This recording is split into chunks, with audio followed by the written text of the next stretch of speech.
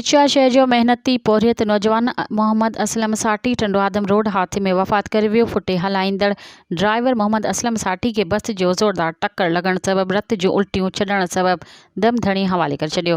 फटे के बस जो ज़ोरदार टक्कर लगण सबब फटो टुटी तबाह थी वियो। लाश के तालका टंडो आदम अस्पताल आंदो वियो, जिते ज़रूरी कार्रवाईनि बाद लाश वाटसन हवाले कयो वियो।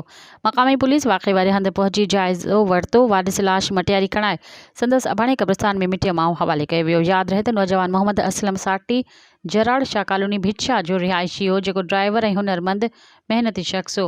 मरहूम खे 5 पुट 2 न्याणियुनि जो औलाद हुयो। मज़ीद ख़बरनि ऐं तफ़सीलात लाइ विज़िट कयो असांजी वेबसाइट www.awamiNewsHD.com ऐं ॾिसंदा रहो अवामी न्यूज़ HD।